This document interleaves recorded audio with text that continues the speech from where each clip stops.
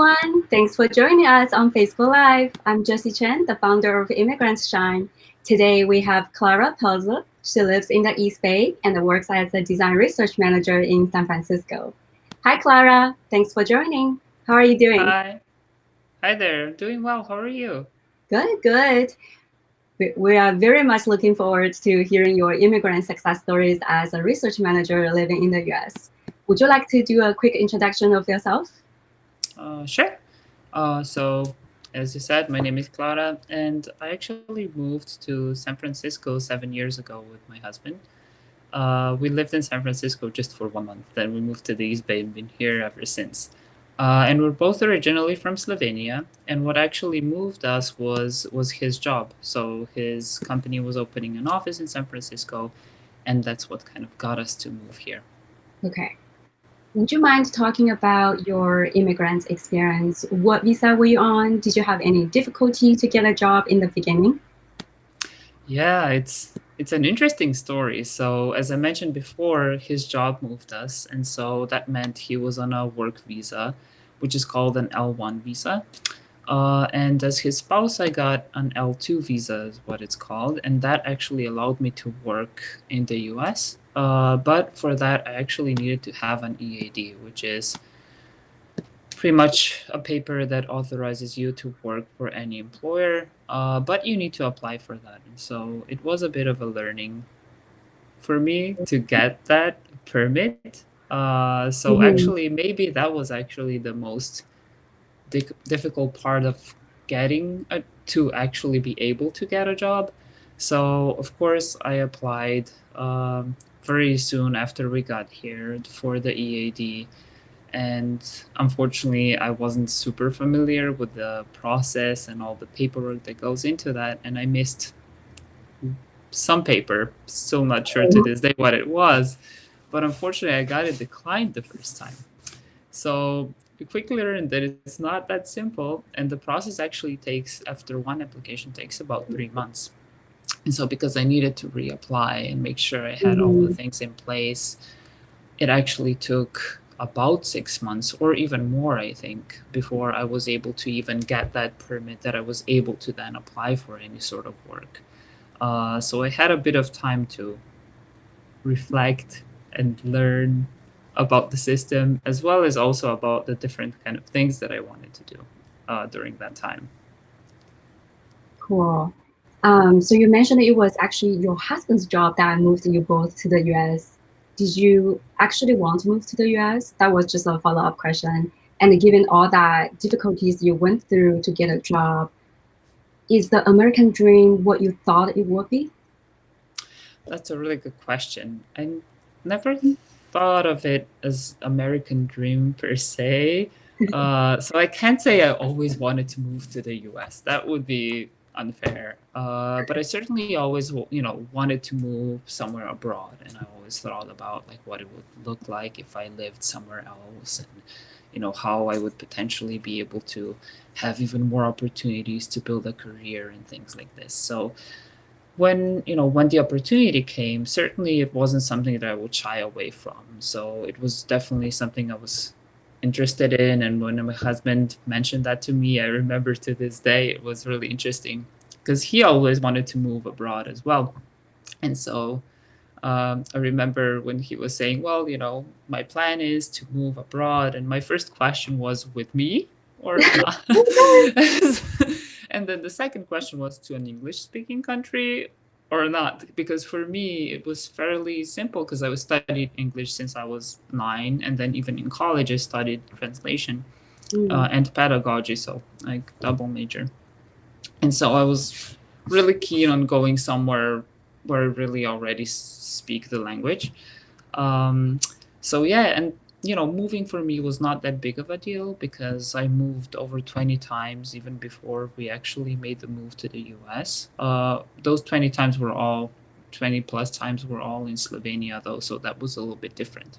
And Mhm. interestingly, the first time on the plane for me was actually when we moved to San Francisco. So it was a very kind of interesting experience slash adventure at that time. For sure.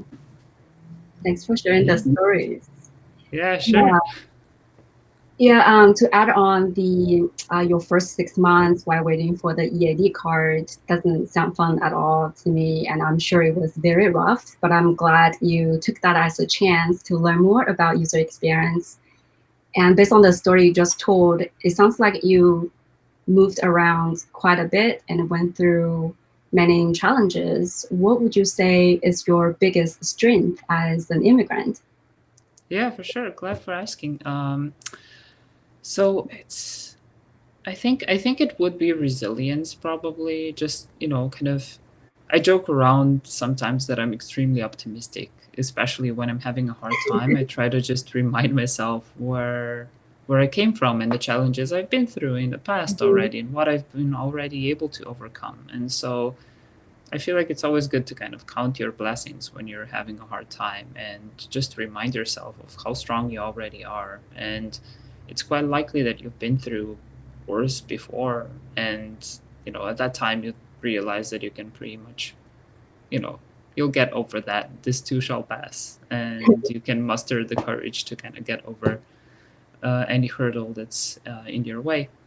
Like you mentioned before, right? I took some time to I leveraged that time while I was waiting for my work permit to learn more about UX. I even got a personal trainer certificate during that time and kind of Mm. looked at all the ins and outs of starting your own business and learned more about like the paperwork needed and all that great stuff. So I could easily say, well, this is not for me and kind of give up, right? Or you know do it a different way and do like I did and try to learn a little bit more and get ready for when I will be able to work.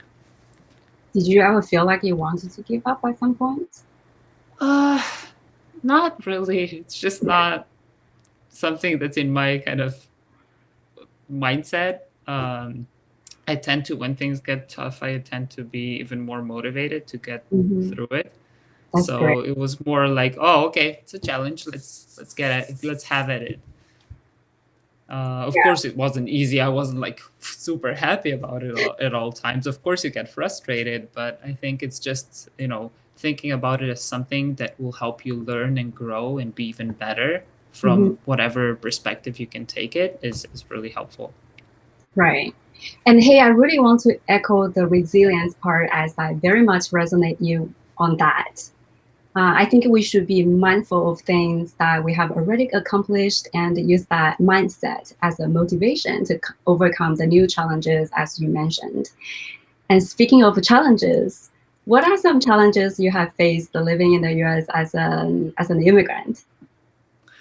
Yeah, that's a good question. So I wouldn't call them necessarily challenges, but a little bit of awkwardness for sure. So, of course I have an accent. Of course, when my husband and I are alone or go to the store or anything like that, we speak to each other in Slovene. And so people get curious, right? And not many people know where Slovenia is, or even before Melania, even less people knew maybe where Slovenia was. And so it seems like folks here really like to guess where you're from. And so they'll be like, oh, I hear a little bit of an accent. Are you from XYZ? And for us, it was a lot of the times it was, hey, is this Russian? And we're like, So, obviously with this accent, it just makes a great conversation starter. And when I say I'm from Slovenia, people might assume that it's the same as Slovakia or just kind of someplace in Russia. And they end up asking like, was that Wow, part of the Soviet Union? And it's kind of like, it's interesting. it's interesting, coming from my perspective, being like, oh, those countries are way far away from where I live. But at the same time, if someone asked me to, Mhm. list all of the states, even I would have a bit of a hard time in placing them on the map too. So I can't really complain. Interesting. To follow up on that, how do you respond to people when they think you are from a different country, say Russia?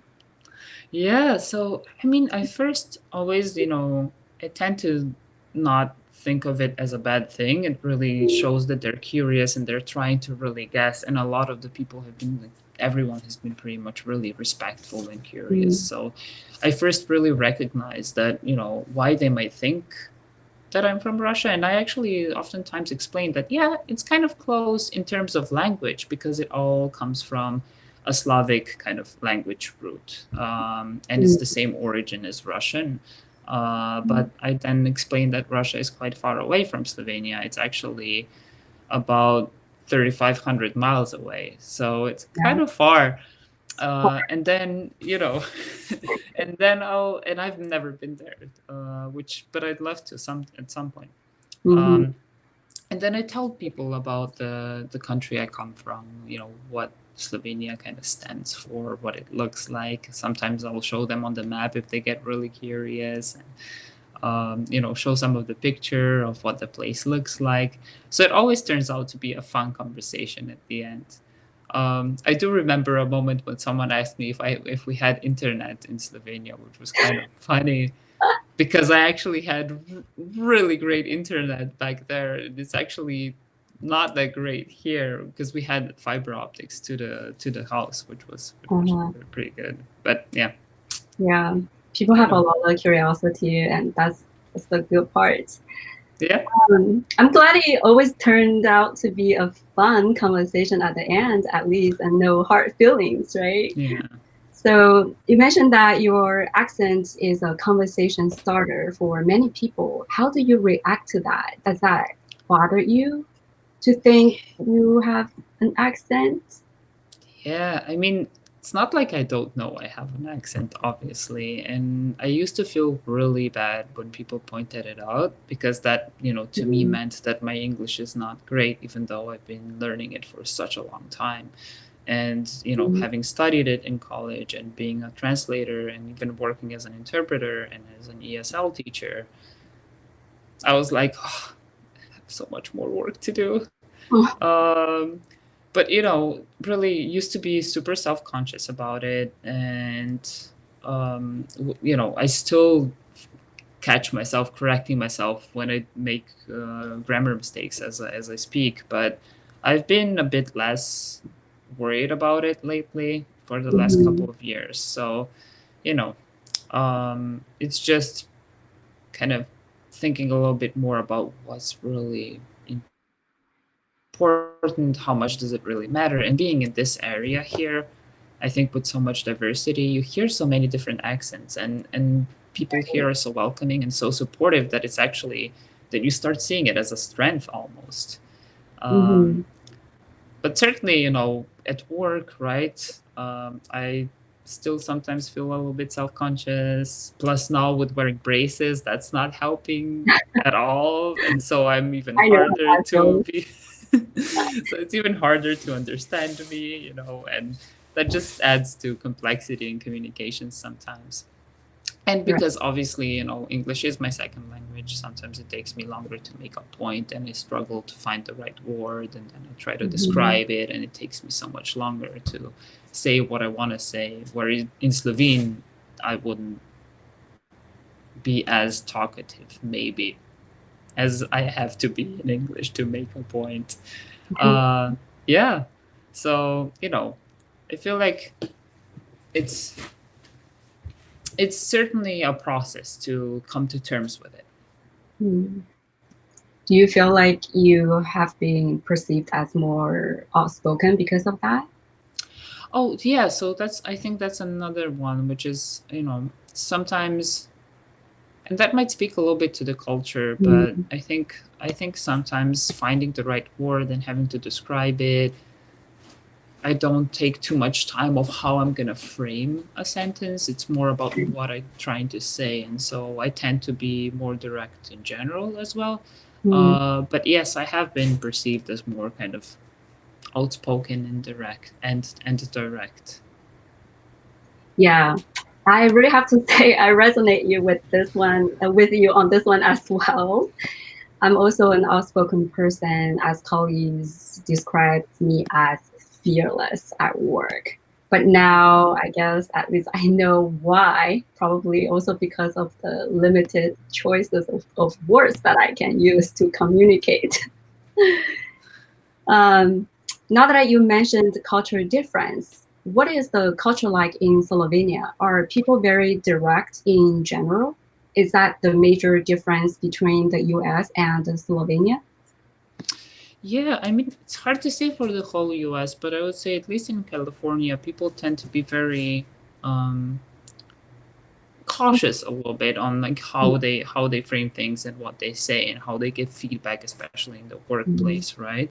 And I do come from a culture that's quite direct, so it's really, um, I think it's more kind of straight to the point sort of deal. When even when you get feedback at school or in the workplace, when something is bad, you'll know it, and it's gonna be shared with you very directly. There's, And so we kind of developed this thick skin um, early on, which I think is good in the workplace as well. But coming here, even especially as a manager, right? uh-huh. It's important to keep that in mind that it's not kind of the same everywhere, and that's Mm-hmm. been a bit of a learning for me for sure as well. But even as I worked with my managers in the past, when I get feedback for someone that's for instance from the US or I don't know, say California, they might give me feedback in a very kind of polite sort of way. Mm-hmm. And I've had situations where I just didn't pick up on the weight of a situation and just kind of didn't quite get that they were trying to tell me there's actually opportunity to improve, to say it, to put it in this way here. Yeah, I totally So feel you on that one. I experience the same at work. Oftentimes I'd be like, can you just be super direct because otherwise I wouldn't be able to guess yeah, totally, the totally, second layer, yeah, of meaning. totally. So I did actually, a little while ago, I attended a workshop Okay. that was really awesome. It was about managing across cultures, and there were a couple of kind of views of how cultures operate on a spectrum from Mm. super from least direct to most direct, from for instance least hierarchical to most hierarchical, and it's called the culture map. And that one actually illustrates super well like how people from different places might get together and might have some really, in some cases funny, but in some cases pretty serious communications issues that if you're not aware of that, you might just not pick Mm. up on it, and it's really just where you're coming from that's coming through when you're in a more kind of diverse situation. So that book actually helped me a ton with just understanding that cultures fall on the spectrum, and it's not indicative of like every single individual. I was like not agreeing Mm. with this and that, but overall I think it's really good to get you thinking about how many different frames of thinking people might have and how you might actually make sure that you keep that in mind as you work with them. Right. Yeah, I haven't personally read that book, but I'm definitely going to check it out. Thanks so much for recommending this book. For sure. I would encourage everyone else to give it a try as well. Um, what would you say is the biggest learning point for you at work after reading this book?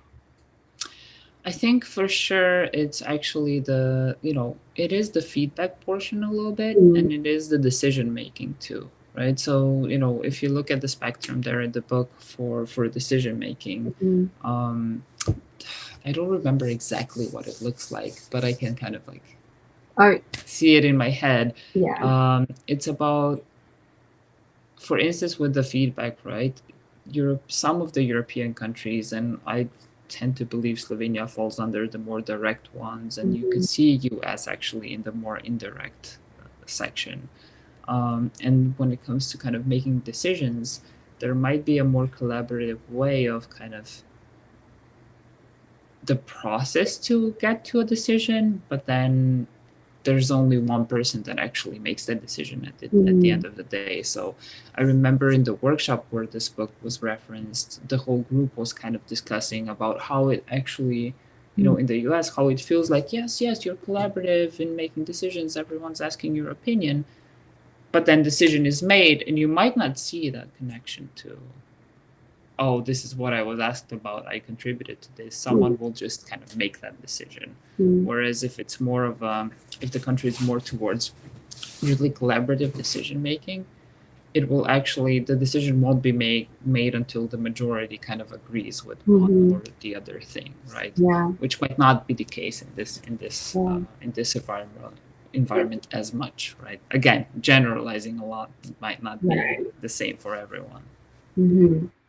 Yeah, in But order certainly, I mean, the book generally has been super helpful, and there's more that I could list. And I'll say I've certainly, I don't know, been learning over the last few years and seen myself adjusting my style on, based on how my team members needed and expected the feedback. So I think the feedback mhm, is really kind of the theme for me, and it's really just a matter of listening and observing, mhm. and building those work relationships that helps me then adjust as needed to different situations and different people's needs.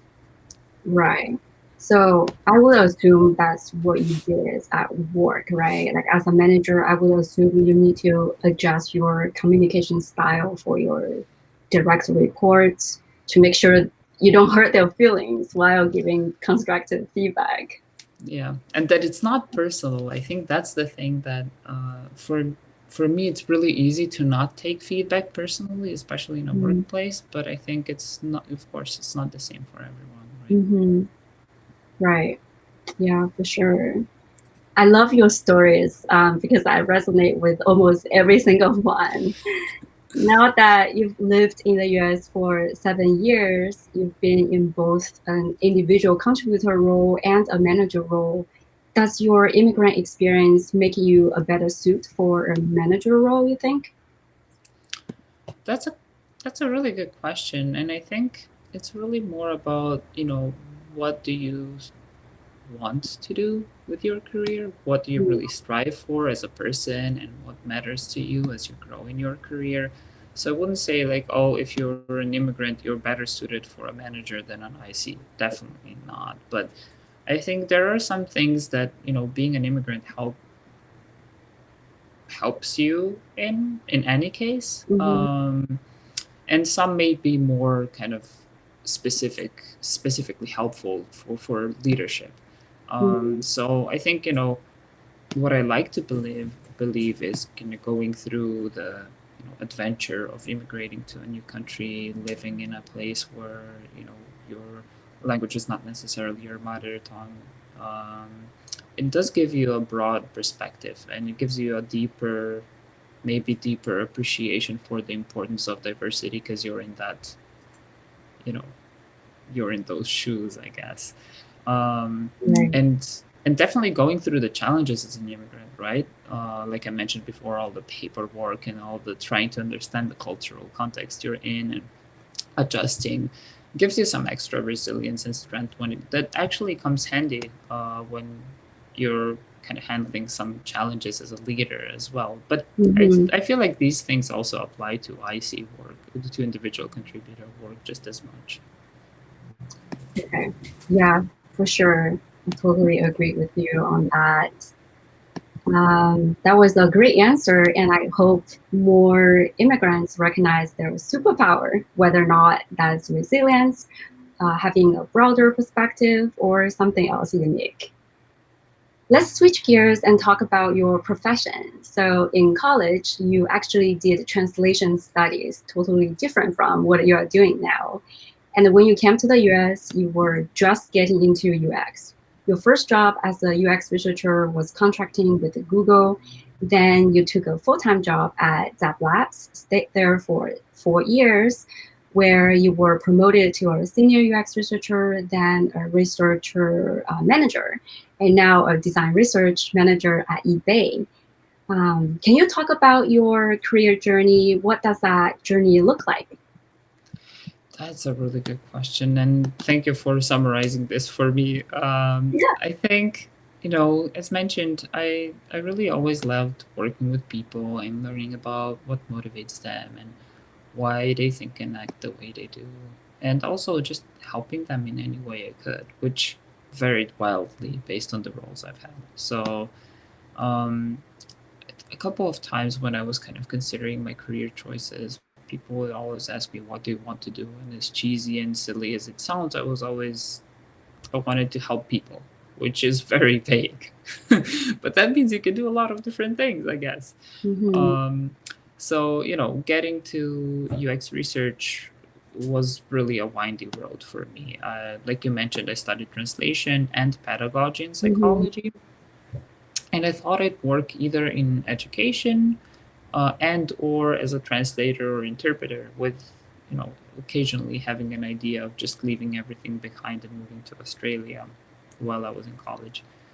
And then as I was learning about you know UX, it was actually later, almost to the end of college, when I started learning about UX as a field. I think it was when I actually completed my second degree.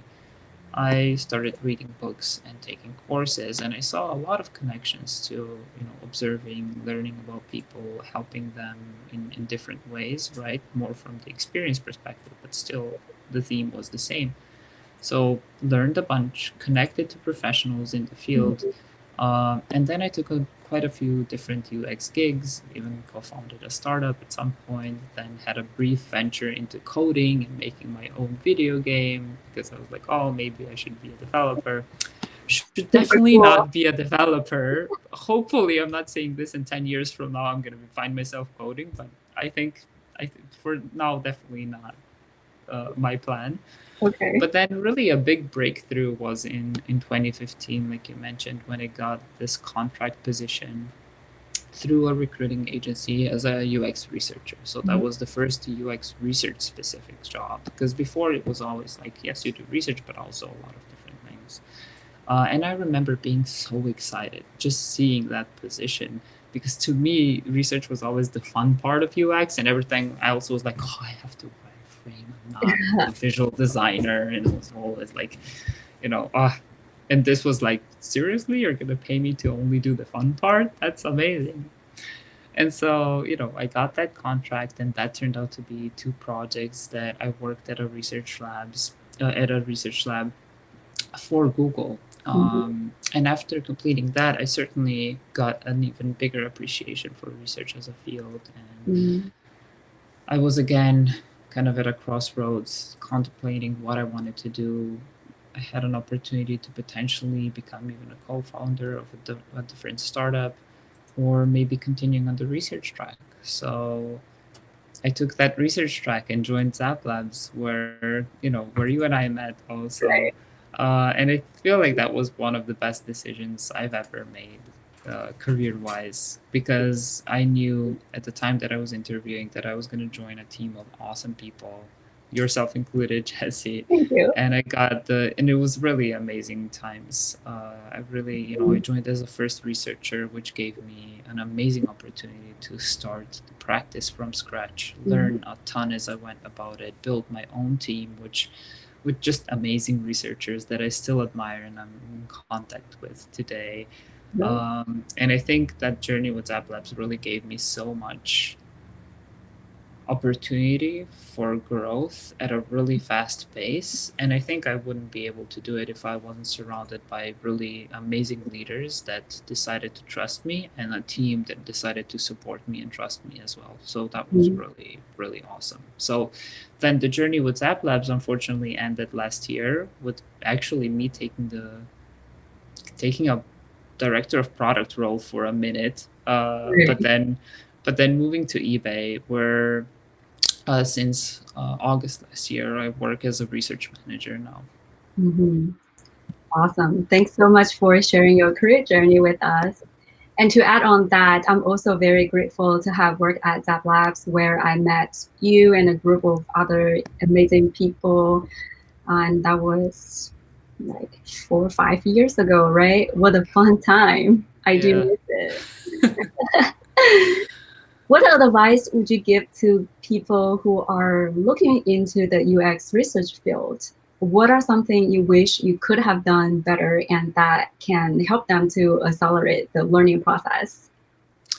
Yeah, that's a really good question. I think certainly, for me, it was really easy to go get the books and do the courses, and there's so many resources out there today to learn about UX research as a field. And Mm-hmm. but there's certainly one thing that I wish I did earlier, and I just really kind of didn't know how to, and maybe it wasn't my natural first step I would take. But I would say, if anything, connect with people in the field and ask for advice. I was really kind of shy at first, and I didn't quite know how to reach out and what to say. And as much as I love to help others, I'm really bad at asking for help. So, knowing that now, there are so many people out there that are willing to help. And I'm so grateful for all the leaders I've had the opportunity to meet and talk with. And they gave me such great advice. It really helps you learn faster, get a better perspective, know where to turn, who to turn to, get like more understanding of the nuances and the kind of applied research that you don't necessarily get from a book and a course. But with that, still, I would keep learning, keep reading books, take the courses, do passion projects, and write about your learnings in your portfolio. I think it's important as a researcher too that you have a portfolio, and it certainly doesn't look the same way as a designer's, right? But it needs to show your process. It needs to show your train of thinking, how you went about actually understanding a problem at hand and understanding what the users really need, deeply applying different methodologies and techniques. And then another thing to keep in mind is, certainly if you have an advanced degree, that's incredibly helpful, and hats off to you. And of course, this really helps when you're trying to get into the field. Um, but I remember being myself extremely self-conscious because I didn't have a master's degree or a PhD, and I still have some thoughts about that every now and then. I'm like, maybe I need to get a master's. Um, but honestly, being in the field for a little bit longer, there are so many different paths to UX research that might seem a little bit less conventional and don't really necessarily include getting a degree in HCI or psychology or cognitive science. So I wouldn't, as much as I think it's great and it's helpful, I wouldn't see that as the only path into UX research. Mm-hmm. Yeah. Yeah, I agree with you on that. There are so many different ways to get into this path. And earlier you mentioned that you can go and connect with as many people as you want. There are a lot of people out there who are willing to help. What if you have a really shy personality? Where should where should those people go and connect people with? Is that on LinkedIn or some other platform, or go into events in person? It's really good to try to get out of your comfort zone. Normally, those are the opportunities for Right. growth, right? That's where you actually grow the most, right? I think there's a lot of different ways. All these ways that you mentioned, I think, are good, and I would at least try to attempt each before saying, "Oh, this is my preferred way of doing it." I actually started by going to workshops Mm. and smaller kind of meetups, and there I got to know people, told them about what I'm trying to do, what's my goal, what's my story, and they would connect me with others that way. So Right. that's one way, right? But then also, I've been approached by so many people over LinkedIn directly too. And even if I wasn't able to directly be like, "Oh, I can refer you for a job," I could at least give them advice, take a look at their Mhm. portfolio or resume, and have that conversation of what might be even better, what might work even better, talk to them about all the different ways of getting into the field. So Mhm. reaching out over LinkedIn, even if it's like kind of totally out of the blue, um, a lot of people might still respond. So I think that's totally valid to try as well. Right. Yes. Super great advice. And to follow up on that, how about switching from an individual contributor role to a manager role, as what you did, right, throughout your career journey? When would it be a good time to do that switch? That really depends. As I mentioned before, it does depend a little bit of someone, of one's aspirations, goals, what you really want to do. Mm-hmm. I think it's worth saying that, many people actually want to switch to a manager role because they think it pays more. And while that might be the case, it's not always true. And in many cases, a manager might actually be earning less than their direct report with roughly the same level of experience. So, Mhm. that's one thing to consider is why are you trying to get into management? And some people also think management means kind of like less work and more leading. And while this may be true to some extent, that there's more focus on leadership is not reserved only for managers. And when it comes to the amount of work you do, it just changes what it is that your day-to-day looks like. So you end up doing a lot of administrative tasks, a lot of paperwork sort of things, a lot of advocating and planning and spreadsheets. Right. Um, so and as I mentioned before, leadership is not only reserved for managers, right? These days so Mhm. many companies have career tracks for highly skilled workers that Right. don't require management, that you should really, and all this is to say that you should really think hard about what makes you happy. And if you really want to be a manager, you can really kind of start by thinking about what are the strengths that you have that Mhm. you really want to Mhm. share with others and support others in their growth and learning. Mhm. Um, and maybe think about what are the areas that you want to help Mhm. people grow in, and then also looking for those opportunities with other people who are looking to build the strength that you already have, for instance. And of course, also when it comes to timing, like you mentioned before, it always helps to talk with your manager about your goals and expectations. And normally, your manager is there to help you really think about how can you chart that course and where you kind of stand at the moment. And Mhm. again, even if you don't have a manager, you don't have that particular job at the moment, maybe reach out to people in the network and learn about their career paths, and you'll find your own. And sometimes it's really just that the opportunity offers itself and you kind of step into that manager role, and sometimes it's really kind of planned out. So it really depends on your situation. Mhm. And another thing don't forget about is you do not leave the title manager to be a leader, right? As an individual contributor, you can always be a leader on your team to practice your leadership. Just depends on the projects you work on and depends on your ambition. I Absolutely. guess. Wonderful. Thanks so much for sharing. Very insightful. Um, you've done such a great job handling all the challenges, and I know many immigrants out there are still struggling with their identity, their accent, ability in speaking perfect English, and etc. Do you have any advice for those people? What can they do to overcome the language accent challenge? Yeah, that's a good one. I mean, all I kind of have is my story, right? So, for me, I learned quite quickly that if I wanted to be successful, I should actually focus more energy into developing my skills than fixing my accent. It was kind of an intentional decision. That's not to say that I haven't thought about, getting coaching or training more, in speaking the language. But also when you're at the job and you're surrounded by English speakers, you're kind of bound to practice, and you get better over time, kind of naturally without having to be super intentional about it.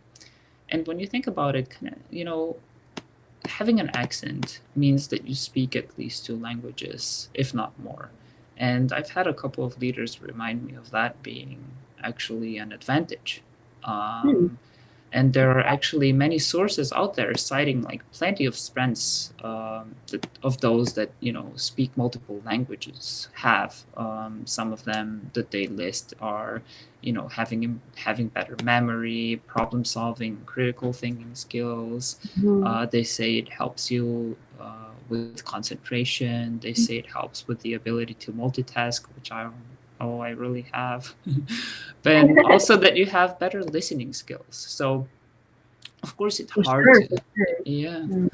and of course it's hard to think about those benefits when you make a big grammar mistake in the middle of an important meeting or something like this. But it's important to think about how important these things are in the grand scheme of things. Mm, So I think it's just important to really focus on what really matters to you in the long run in terms mm, of your career, right? And not letting accent get in the way of that.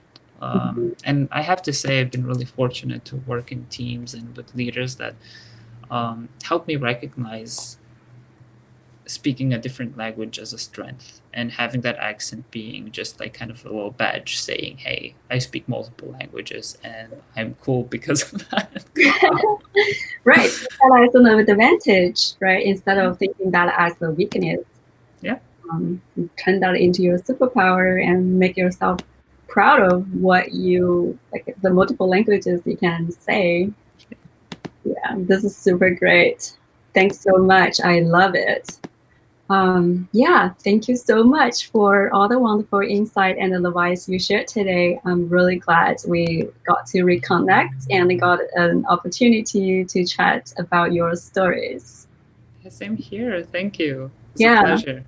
yeah, this is super great. Okay, we're gonna end here today. Thank you so much, Klara, for taking the time to chat. Well, hope you have a great Sunday.